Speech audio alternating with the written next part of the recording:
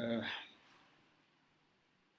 Here we are with an important session about that I have already announced on the posters that I actually shared quite some days back. We have two important guests. Before getting into the session, I'd like to welcome all of you and thank all the viewers who are there viewing us and sending us the feedback about the issues that we take up, about, be that geopolitics, be that the issues that are of national importance. Uh, as a student of international politics, I am quite honored and privileged to have conducted such sessions. And today we have two amazingly talented scholars. We have Shashank S. Patel, and he is a PhD scholar with the Delhi University. Then we have Mritika Goha Sarkar, who is also a PhD scholar with JNU. We'll be talking today about India-China relations, especially given the conditions that we are living in, the state of affairs we are living in post Galwan last year. How have things gone when it comes to foreign policy of India? And then we'll be talking about India-Japan, the growing convergence of interests and the growing bilateralism. And after that, we'll be talking about the Quad and the Indo-Pacific region. So most welcome to both of you to our session. Thank you that you have accepted our invitations. We are seriously and squarely we are honored to have you on the session. Thank you. Thank you. The session is about India-China relations and India-Japan relations. First of all, historically, I would like to open it up with Mritika Goha Sarkar on India-China, since she's quite tracking since a long with her research project India-China relations. There has lot has been said. There is lots of literature on the subject.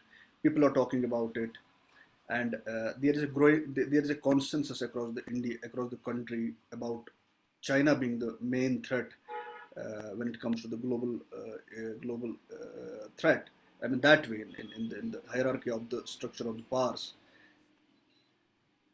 But despite having had a great economic relations between India and China last year, what China did, it just made us realize that it's not we must not live in the false hope, and we must not live in the illusions that China is not going to hurt our interests.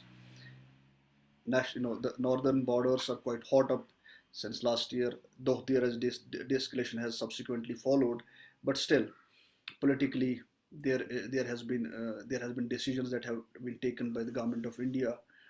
I would like you, Mritika Goha Sarkar, to have your initial remarks historically, how India-China relations have come up to this level, be that economic relations, be that relations of mutual cultural exchange, be that historical relations. So the podium is all yours. You can start.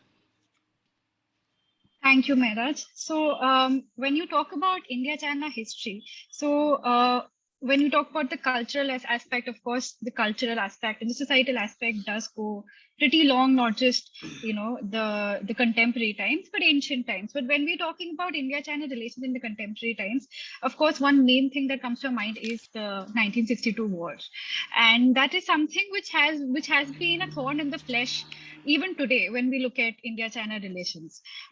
So historically, the border not being very the entire line of actual control not being decided between India or China, that has been a problem between both the countries, which has been going on till today. And that is one of the reasons we have faced issues like we faced standoffs like Galwan. So when you talked about the question you talked about how China has become a challenge for India, it was not always we've not always looked at China as a challenge. We do have very good economic relations. If you look at last year, India had the largest trade with China. So it's not that we've already looked at China as a challenge, but yes, I do agree that with the recent Galwan has been a watershed event between India and China. So India has kind of started looking at China from an angle of a developmental partner to gradually proceeding towards an adversary. Uh, Mainly because it's unwilling to come to a conclusion or a proper talk between India and China about what to do with the LAC, or the disengagement which we are talking about right now, which began with a lot of optimism and assurance, has been stalled as many Chinese troops remain stationed at many positions, or and further talks to dislodge them have been fruitless. Uh, I would also like to mention this part that India and China right now have just disengaged from the northern and southern borders. The southern banks of the Pangong Tso Lake. The situation has not progressed in other points of friction where both the militaries continue facing each other. With these developments, India is gradually witnessing the strategic reality of China transcending, as an adversary. These will have implications for India's military advancement programs and its vision to expand its maritime outreach in the Indo-Pacific. Lastly, the military standoff between India and China in Ladakh is set to play a very important role in not just shaping India's bilateral relations with China, but also play a very decisive role in its strategic relations with other like-minded countries, for example, Japan, other countries in the like-minded countries in the Indo-Pacific, as well as, particularly the Quad members.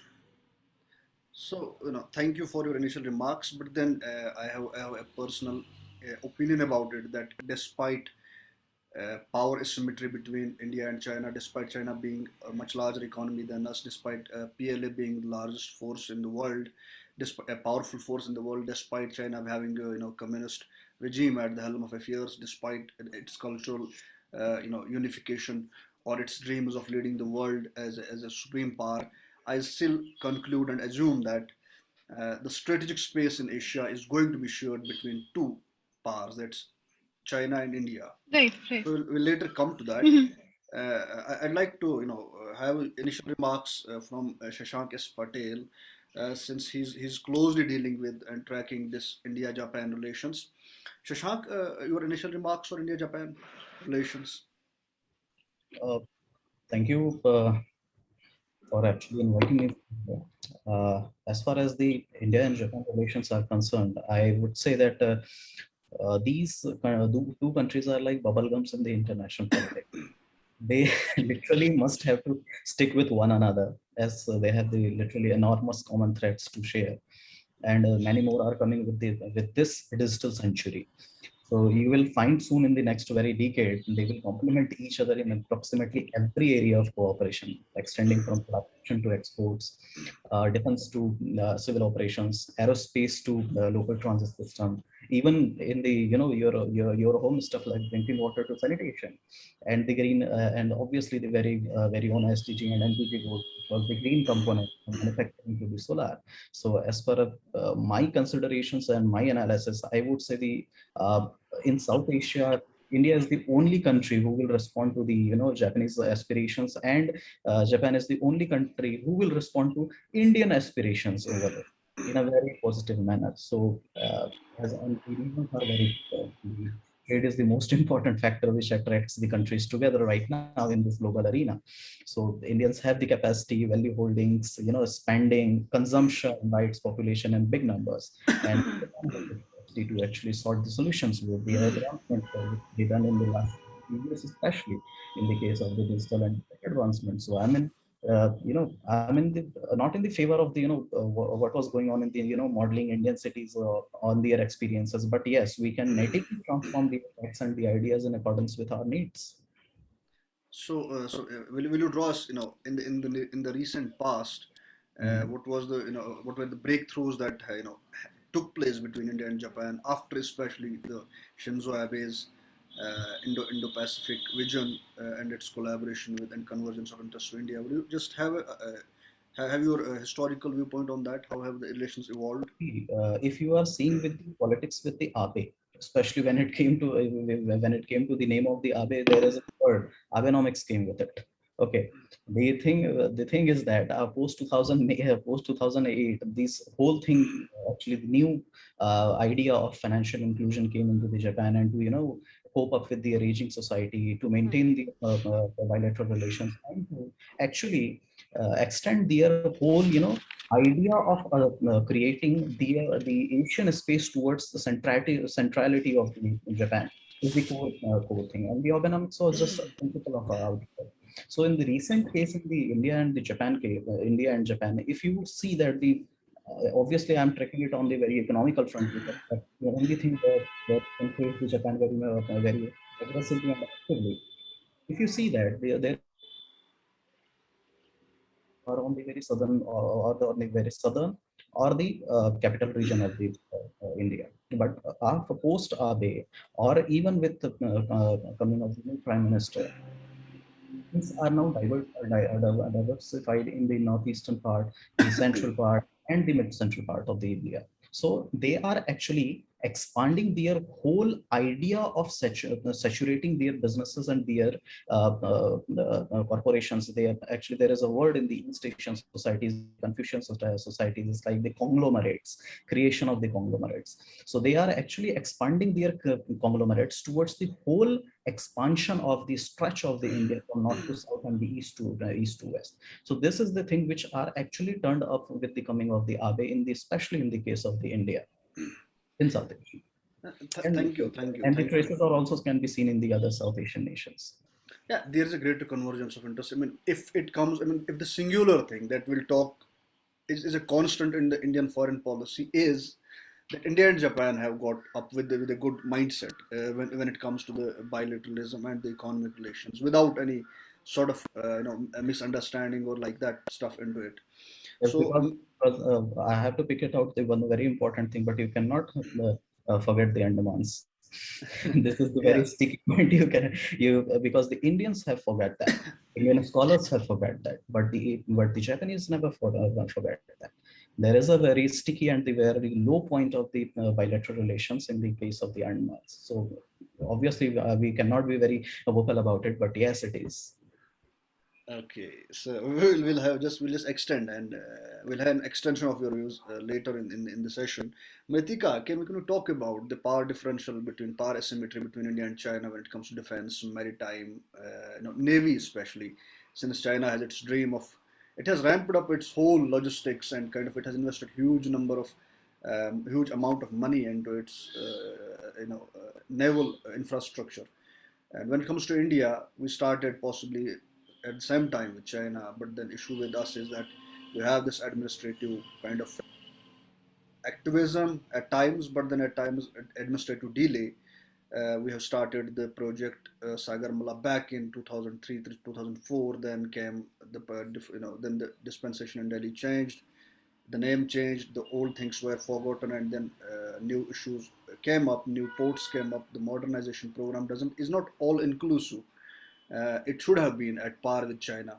If China is becoming a blue water navy, we aren't even near that. We're not thinking like that. We have no sort of realism and our understanding and the policy making that we also have to share the strategic space with China when it comes to Indo-Pacific region, or especially the South Asian region where China is all across us, around us with its checkbook diplomacy.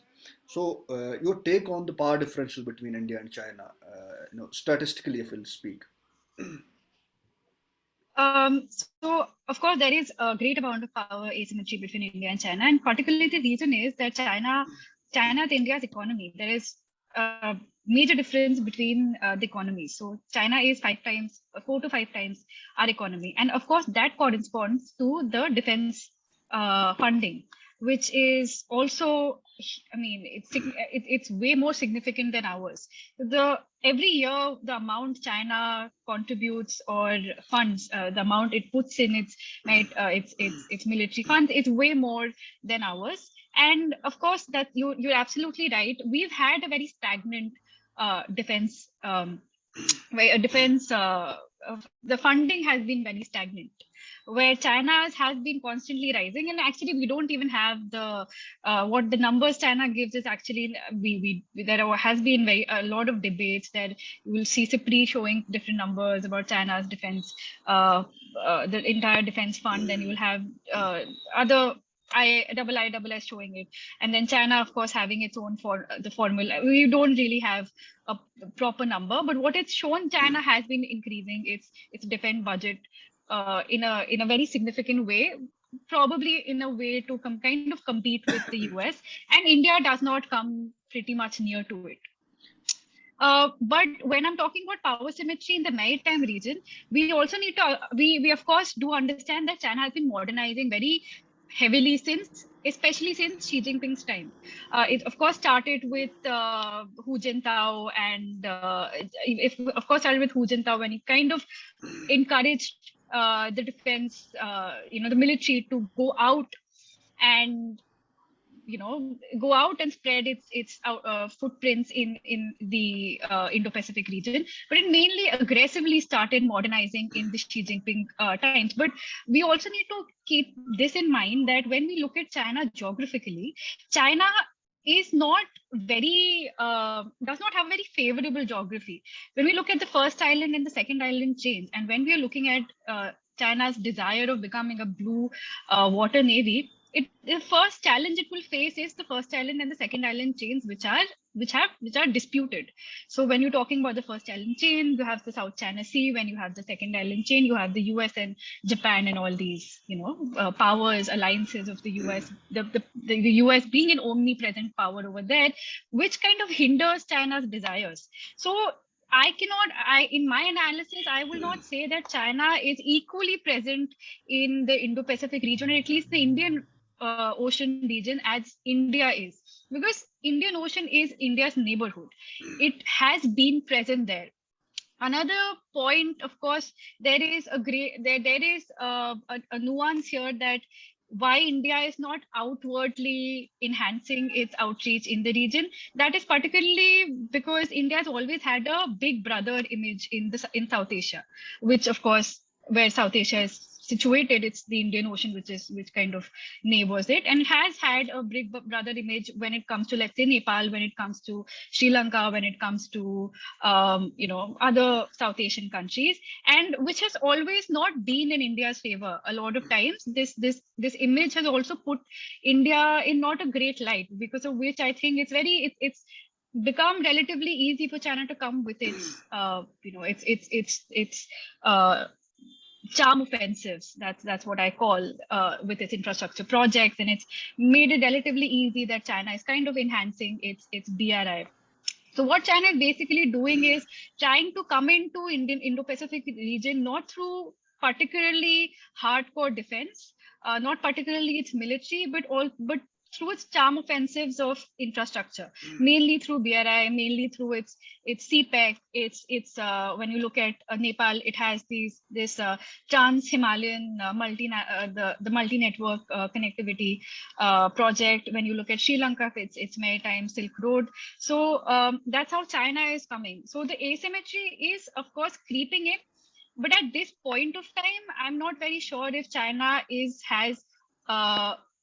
at this point has a lot of power in the Indo-Pacific. But definitely when we look at its modernization program, when we look at capabilities, when we look at China will become the largest economy by 2027 or 2028. That's the predictions. Of course, we do understand that there is a great possibility that there would be a lot of asymmetry in the Indo-Pacific region. And a lot of scholars have debated that is it adequate for India to just probably meet the asymmetry at the LAC and not look at China coming around India in the maritime region at all. What India needs to do is, at this point of time, have this very calculative tactic of making sure that it has a denial and a good defensive approach, both at the LAC and in the maritime region, to kind of counter or balance China.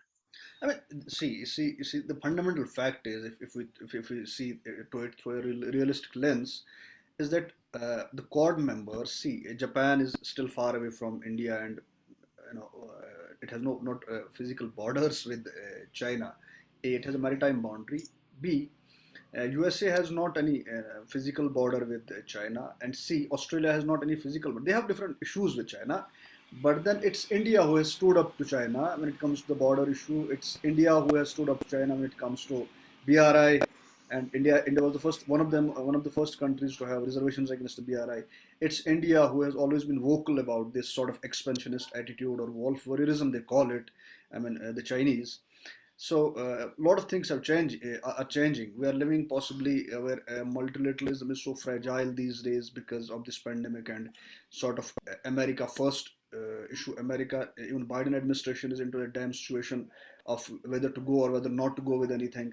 They are trying to switch over to G7, Geneva, putting Russia this or that way, and having a code telling that it's at least a kind of cap that they will put against the China and its expansionist attitude. So they are the realities on the ground, but changing under such changing circumstances, changing geopolitical realities, even world is now talking about geoeconomics. And most of the countries who are so much carried away by this geopolitical mantra now are talking about geoeconomics. Under such circumstances, under an umbrella of geoeconomics, how are India and Japan relations going to just what is the trajectory that will be inevitably watching and seeing that how it will go. Shashank, your take on that? Under the new circumstances, how is Japan-India relationship going to get over with it? See, on the very geoeconomic front, with the advent of the economic opportunities, obviously it led by the chain of supplies, especially the criticality of the region swelled with the time. So the the very idea behind the development of the economics, especially in the in case of the South Asian and the Asian region, is that they are not prudent. We are the scholars, and we have to see it from the very theoretical analysis point of view. And the reason is that we are still not the great powers. Okay, we are still in the theoretically we are the mid powers right now. So if you are struggling with a superpower in a region, they have the same we have say in the region, you are operating that in that particular region with the mid power, then you ultimately have to devise the instruments which were laden by the superpower in that particular region. And this is a very crucial point you have to go with the analytics in that in the case of the India-Japan relations. If the security structure of your country is in the hand of a superpower, and you don't have the capacity to go away with that because you have the 1% of SDF is still in the barrier of 1% on your head, and you have the security umbrella of a particular nation who is actually directing the whole narrative of the policies in that particular region where you are operating with. So in that manner, you have to carve down geopolitics and go up with the geoeconomics so that you can pose yourself bilaterally more rather than the multilateral analysis in the bilateral relation. So this is the core thing which are actually driving the India-Japan relations towards the geoeconomics more rather than the geopolitics, as far as I understand my understanding. And what about that? Since cultural relations may be good in order to nourish a bilateral relationship that Japan and India share historically, and then the amount of trust that's existing between the two countries when it comes to the bilateral relations, be that trade, be that sharing of technology, be that participating in each other's startups or whatever. See, Miraj, there is a very important catch in here. If you are tracing the India-Japan relations bolstering with the last 2 decades, so this is not right in the case of the bilateral, in the case of the geoeconomics, because if you see the data, even after the introduction of the Abenomics, the bilateral trade between the India and Japan is down. This is the reality. From the 2014 onwards to 2017-18, the bilateral trade was going down and down, and after that, the 4 years, the bilateral trade now increases from the 2018 onwards till 2021. So if you are tracing the intensity of the bilateral relations on the basis of the bilateral trade or or on the basis of the economic the historical relations between the India and Japan have a greater say in the relations, especially in the case of the strategic domain. So And those are very different. since you are tracking India-Japan relations in the economy on the economic side, on the economic dimension, any idea about how the power asymmetry between India and Japan is existing there? Since there's a nuclear activism in the Indian Ocean, in the Indo-Pacific region now. Reason being that Japan and South Korea want to get their nuclear arsenals active. Reason being that China is all around. So, any idea about how Japan's security and defense things have gone up or down? So actually, in the case of the Japan and India, you cannot, compare the relations on the on the basis of the nuclear capabilities. See, that's what I told you earlier, that Japan's security analysis policies, their whole architecture is not in their hand. So you cannot actually compare that particular nation compared to the China and the other and their relations with the and both and the relations of both within the capacity of India. Okay, so both the things are very different. Both of these strategies are different. Both of the policies are different because the actor behind that is different. That is my submission over here. And then I see a point in this and in the whole set of things, since in the geopolitical region of Indo-Pacific, it's the convergence of the interests between India, Japan, South Korea, Australia, even US, that has made the Quad to come up. Though South Korea is not yet an active member, but then there is a demand by the member states that more of the nation must be roped in.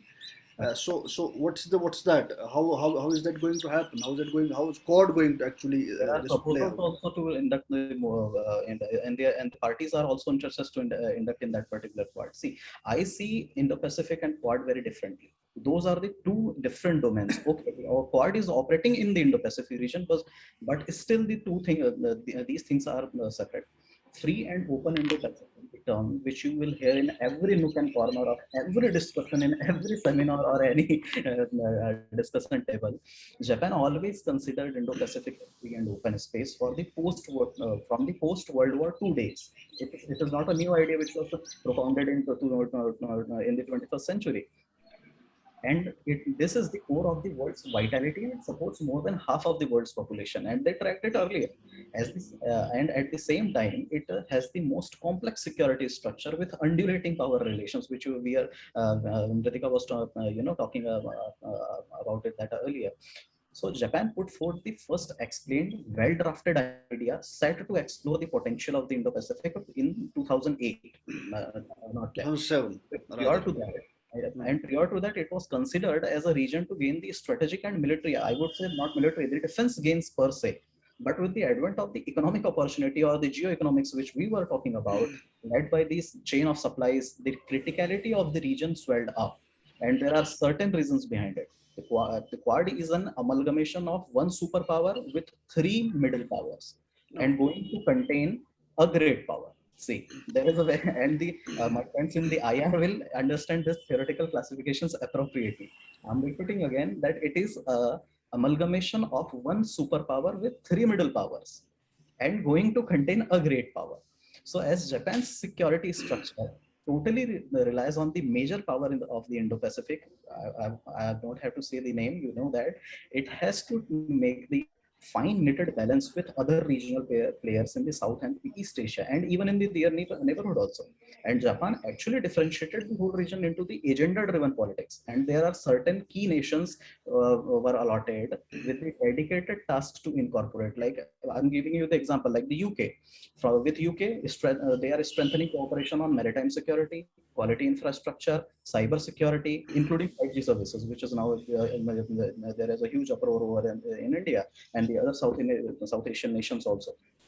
With France to materialize the cooperation mainly on the three pillars. The first one is, you always know that freedom of the navigation and maritime security, climate change, which was the India is also a partner because with France we have partnered the ISA, the International Solar Alliance in 2016 onwards, and the first meeting was happened in 2018. The environment and the biodiversity, and the last one is the quality infrastructure, which the France is actually dedicated task, have the dedicated task, and USA. The important thing will be announce the concrete operations to maintain and reinforce the whole FOIP region, the free and in the open Indo-Pacific. So, and more obviously, which we talked about, that America is talking on that more obviously containment of China is one of the aspects of this organization. So Japan's interpretation of Quad and FOIP is are on a very different. Now people talk about that the world is strategically divided. Reason being this pandemic. Reason being that American issues domestically, there is a kind of polarization in America that hits with on its foreign policy first. Though it's yet time, it's yet it's not yet mature enough to claim that yes, China is going to lead the world in the immediate future, but yes, in the long run, maybe it will overtake US and then lead the world order. That having been said, under such strategic autonomy, under such strategic division, India, Mr. Jaishankar talked about that strategic autonomy that India needs at this time, because it's not a time to align with one or the other power. It's time to strike multiple alliances on multiple fronts with multiple dimensions with multiple countries. So it's that way, going like that with strategic autonomy. Mritika, India, China, since somebody has rightly called the 21st century will be the Asian century. I don't know, was he talking about geopolitics or the geoeconomics or Indo-Pacific or China-US rivalry? But that having been said, Indo-Pacific is the geopolitical hotspot because US is involved, US and China have issues, Japan is involved, Japan and China have issues on the Senkaku Islands and in the South China Sea. South Korea and China have issues. China has issues with its territorial the states with which it shares the territorial borders. India, China have issues. So how is it going to affect the India-China relations if I'll say that minus Galwan, how is it going to affect India-China trajectory of the relations? So, see, when you're looking at Asia and when you're looking at Indo-Pacific, I think I will never. What really boils down everything that boils down to is mostly economics. What Indo-Pacific has, why Indo-Pacific has gained a lot of traction is that most of the trade, most of your transactions happen through Indo-Pacific. And that's one of the reasons it has become it's become a hotbed of geopolitics. Is because at the end of the day, it's become who will control certain areas of certain areas of geoeconomics or certain areas which are very critical, the supply, the SLOCs for instance. So that is something we need to keep in mind when we're talking about Indo-Pacific. Will how will all these things shape India? How will all these things shape India-China relations? See, I will, if I have to minus Galwan, then of course it will still, at the end of the day, the reality still remains that India has a border issue with China.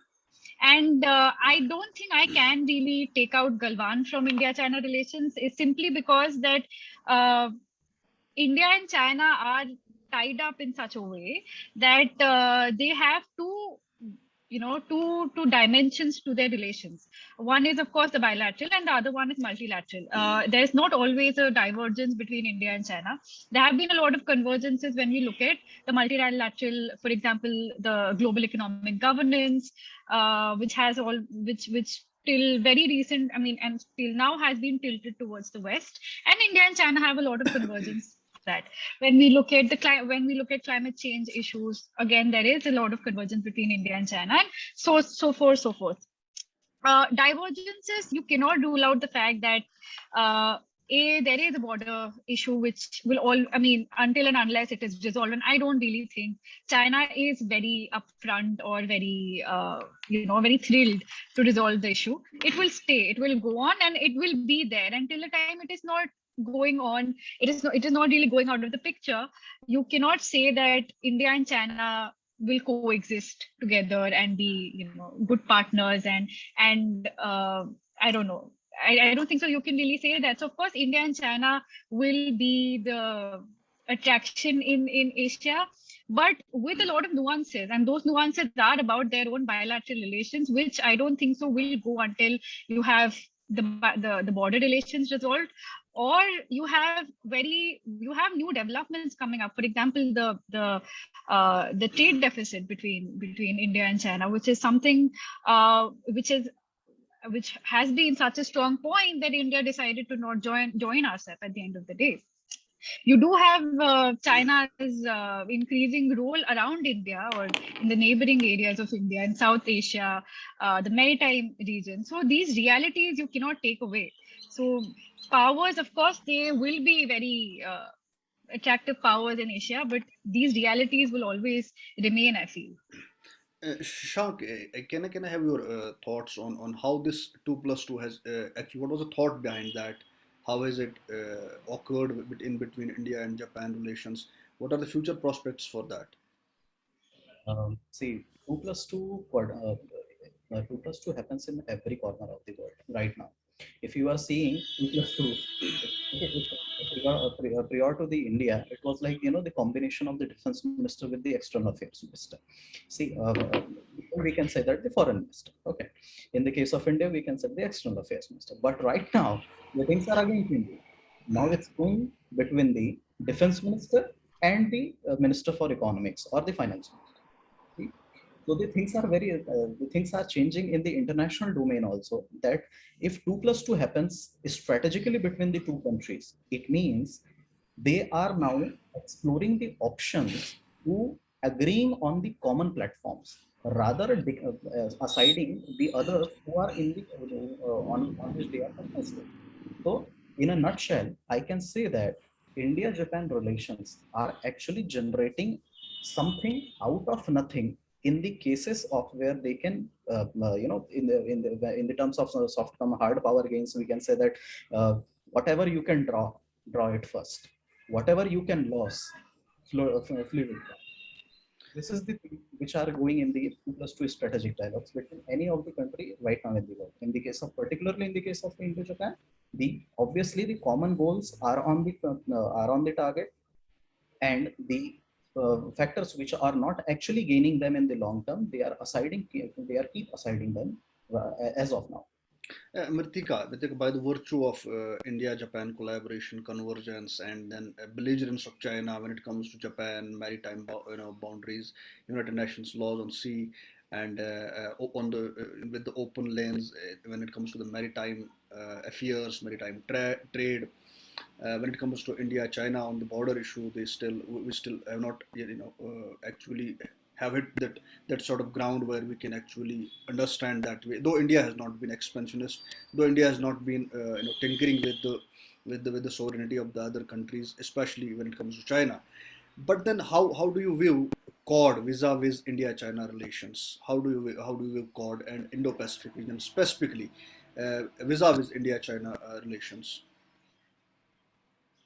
Uh, See, Quad, first of all, I believe how India views it, that it does not want to brand it as an exclusive grouping. Because the moment it brands Quad as an exclusive grouping, then its entire idea of an free, open, and inclusive Indo-Pacific just goes for a toss. So first, I don't think it would be pretty much interested, first of all, to welcome more powers. And when I'm saying it would want to welcome more powers, India will never be the first country to say that this grouping would be minus China, and this will specifically be there to contain China. Because as you said, India is the only country which shares a border with China. India is the only country which has, basically, it bears the direct aggression or direct reaction to whatever China does. It cannot hence go and say anything, I mean, overtly say that we want Quad to be absolutely minus China, or we want Quad to contain China, no matter if the underlying meaning of whatever India does or how India looks at, or the reason India post, I think, 2000, gradually started focusing more on Quad was because of the issue India is having with China. It will never overtly say that we want such a thing, because at the end of the day, India has an autonomous foreign policy. It will keep on having its, I mean, it will keep on going ahead with its foreign policy on a case by case basis. It basically means that it will never want to align with a country or any rules or laws or any ideology of any country. It will want to keep its autonomy at place. But as the case, as cases evolve, it would want to maneuver through the geopolitical scenarios accordingly. So there is a different way India looks at Quad, and I think probably US would look at Quad then probably Japan would look at Quad, then probably Australia would look at Quad. I think India would simply look at Quad to enhance its outreach in the Indo-Pacific and have a balance with China, but of course not overtly saying that. India-China relations, I think, of course, if you look at, if I have to, if I have to do probably, if I just search Quad in these newspapers such as Global Times or China Daily or People's Daily, you will find a lot of articles which basically say that Quad is just it's something which came up back in 2004, was that Quad is an Asian NATO, which China explicitly said when the Quad 1 failed and before the Quad 2 took off. Then again, recently we also heard that China said that Quad is an Indo-Pacific NATO. It does really say that China is, if not threatened, but definitely is concerned with the Quad. And India giving more and more attention towards Quad for whatever reason possible, for either balancing China or just to enhance its own outreach in the region. India will face its direct reaction from China. And ironically, India is the only country sharing a border. So you might see a lot of repercussions at the border area. And this is something I had written in my article, which came out last year. I penned down an article that what are the reasons for how China views India and how Xi Jinping views India, that India's enhanced partnership with the Quad members has been one of probably a reason that China has started to be a bit aggressive in the border regions. And Shashank, since we are in the last quarter of our session, your thoughts on, since India and Japan share very cordial relations when it comes to mutual trust, mutual trade, and other stuff that exists in between the two nations. What are the future prospects for the relations vis-a-vis this Quad, vis-a-vis Indo-Pacific, vis-a-vis Chinese belligerence, vis-a-vis Chinese expansionism, and vis-a-vis the two countries being at the receiving end of this Chinese expansionism? See, I'll deal that particular thing in the first part. I'll tell you about the Japan's interpretation of the Quad. Oh, yeah, See, true. Although Japan's interpretation is clearly based on the gains what they will draw from it. Yeah. See, in fact, in aspect of increased security umbrella, who will benefit? Japan. Long-standing apparatus of investments, who will benefit? Japan. Ease adventurism in a month will with there some little frigates in the Pacific waters, who will benefit? Japan. Okay, see, and most important sidelining, the arch rival in the productions like Korea and China, who will benefit? Japan. So even if Quad would generate nothing, the framework will benefit them in terms of soft come hard power means both. So see, I'm looking Quad in Quad as a mid-term association of the powers to fulfill some common yet foreign policy initiatives of the US. And it will never be an association which will actually produce any surplus to their members also. It will fall sooner or later till next decade. And the reasons are its core idea is not to cooperate. It is created to better the anti-idea. See, I'm telling a very brutal truth. Okay, and several scholars will diminish that particular thing, what Shashank is saying. And you will never find any ASEAN country in it in future. See, they will come and make themselves an observer there, but they will never participate in it. They are expanding on the only economic basis. Okay, so although they are in the geographical mid of the whole of the region, but still they can't do that. And one cannot ignore the fact that back in 2008, Australia, in the early days of the cabinet government, they decided to scuttle the then quadrilateral security dialogue formed by the same countries, the four countries of the Quad. Okay, so Japan knew it is beneficial for them, and countries like Taiwan, South Korea, to go with the flow of the new administration at Oval Office. As in the next 2 years, you know that it will multiply their ambitions with the Washington's energy. So this is very obvious. And the second part, which I have to address, what you are asking about, what is the future of the India-Japan in that particular aspect. So bilaterally, I'll telling you, both will travel a long distance in this century at least. But if you are talking with the multilaterally, India will get two less, which was projected earlier. And it is better for both, not for India only, better for both to secure their corner in multilateral room. Clearly, if there is a multilateral room, please secure your corners in that particular room, and they will both lose their gains in coming future with multilateral commitment for their third debt. And see, if this is the reality, that if anything happens, any benefit is driven from Quad, from any grouping, it's Mhm. Japan, it's South Korea, it's Australia, it's the countries who have actually ramped up their industrial manufacturing and other setups and Right. are totally in it. Right. But then, what about India as a country? How India has to approach this reality that, see, we have to ramp up our maritime boundaries, we have to ramp up our maritime logistics, we have to ramp up our everything. We have to pull our socks up because the world is changing. We cannot stuck ourselves with that non-alignment, non-aligned posture. We have not to side with any socialist or anything. It's about the changing world that we are living in. It's Right. about the changing realities of the world. So what, according to you, Shashank, is the takeaway for India to, because on when it comes to, see, if there is an issue with India not benefiting from any grouping, Uh, it has an impact on the foreign policy. It places us a step behind when it comes to geopolitics and the high table of geopolitics. So what are the things that India need at a theoretical level? At least we must have a consensus on certain things, that India is India, that it has to rope in, it has to walk the tightrope of capitalism. Is it that India has to bring in the private sector like that of Japan, like that of South Korea, like that of US? Is it that, see, India had its agricultural reforms recently, but then there is no improvement on that? Is that we have totally sort of at the administrative level, we don't stay synchronized with the realities of the time? So what are the way outs as okay. scholar of I'll India Japan relations? I would like to have your suggestions on that.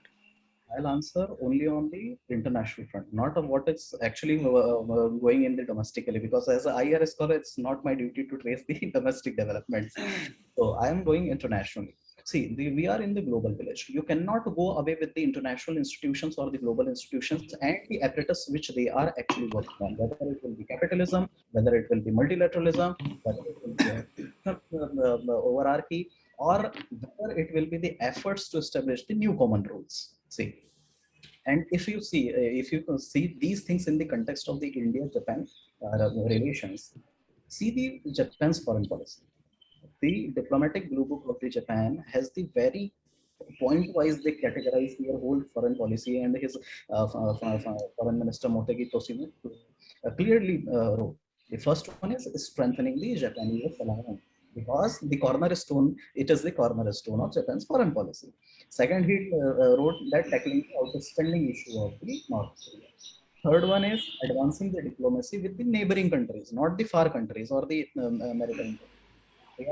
He's actually saying that neighboring countries means China, Republic of Korea, and Russia. Okay. The fourth one is the increasingly tense situation in the Middle East, not in the South Asia. Okay. And the fifth one is the engaging with the economic diplomacy. So in the fifth front, on the very last point, we are actually included. Okay, so you above the 4 point agenda, they are we are not even in the consideration. So if you are saying the only last point of that, we don't have to go with the go with the theories and the analysis in that particular point. And theoretically, if you see the foreign policy priorities, they are always driven by the components like the size, nature of economic development, and factor, etc. Okay, but with the advent of the new thing, which I have to draw your attention, is the advent of IoT era, where the Japan and India will cooperate in a disastrous manner, and that disaster in the very positive mood. Okay, IoT, the Internet Things here. Thing. Okay, the thing is added to technological advancement, and you have to add that particular component into the foreign policy right now. So this is actually converting all the old testaments into the new tenets of the establishment. And the Japan's foreign policy is also, seeking the faces of those who are keen towards their own technological and technological development, but will serve the mid and small powers worldwide. and there and there we and there our actually role started. So obviously countering Chinese age in it is a prime focus to go with, but the immediate neighbors like the Korea, Taiwan will be more lethal to the Japan in the long term. That's why the India is on the priority. But we have the competitive advantages in the international market from the same region. I think we saw it where we are. So the priority is totally vested on the needs of the hour by seeking the long-term engagements evidently for the Japan. India and Japanese, India and Japan bilateral relations and their diplomacy vested on the very single thing: creation of the new millennium.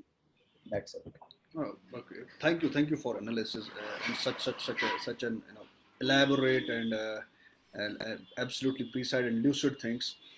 Mithika, your last words on India-China relations, given the Quad, given the Indo-Pacific, given this digital arena that we are living in, given that we have a threat on on our northern borders and then west and then east. How is India going to tackle this? What changed at the theoretical level, at least as a student of international politics, would you suggest to the people in the policy making that what changes are needed in order to ramp ourselves up and in order to put ourselves at the level where at least we will not be at the receiving end of this whole changing world when it comes to belligerence, when it comes to odds, when it comes to negatives, when it comes to not securing the national interests. So, what are your final thoughts on that? See, my final thoughts would be that see, this is something which I think which is something I would reiterate from this piece which was written by Vijay Gokhale, which said that there are three possibilities which India and China can have, which is either they can go for conflict, which is either they can go for cooperation, or they can have both conflict and cooperation. That is the most likely situation where India and China can be at, because I don't think so we can completely cooperate with China, and I don't think so conflict is something which either China or India would like to have. When we come to what really drives, I think, right now India and China, because of which I think, irrespective of having Galwan, irrespective of having Doklam, irrespective of having a border issue which has been going on since years, one thing which has been driving India China is the economics. There is trade. There is the India China do have relations at the multilateral forum also. We do have India and China converging at forums like SCO. We do have India and China converging at forums like BRICS. These are realities which you cannot take away from their relationship. So economics is something which will go on. What I think, in my opinion, what India needs to first do is, I actually am not very supportive of the RCEP decision which India had taken. I really feel that kind of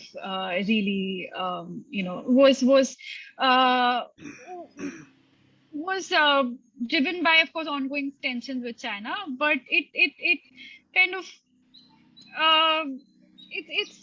India did kind of lose out on a lot, a very good regional a trade pact, which I think India needs right now. Secondly, so when I'm looking at India and China relations, this is something which India would need to keep in mind, how to have a calculative approach towards China, where we will keep the reality of the fact that China is an important partner to India when we look at the economics. But at the end of the day, we also have to look at how India does not become a dumping ground for China. Another thing we really need to focus, which I think a lot of people, as Shashank just talked about how this is the age of Internet of the things. India has a great challenge when we look at how China is modernizing its technological aspect. How China is modernizing and one of the very interesting bits is that China, how quickly it is integrating technology in its defense forces. When you look at 5G being integrated in its defense forces, in its military, and you look at how integrated its defense is with the entire technological fact, and this is something I feel India has not even come to the realization how important the importance technology can play in not just its economics, not just, in all areas, to be honest. And China there can be a challenge, because when we look at these border issues, when we look at, for example, the recent cyber attack which China had in Mumbai.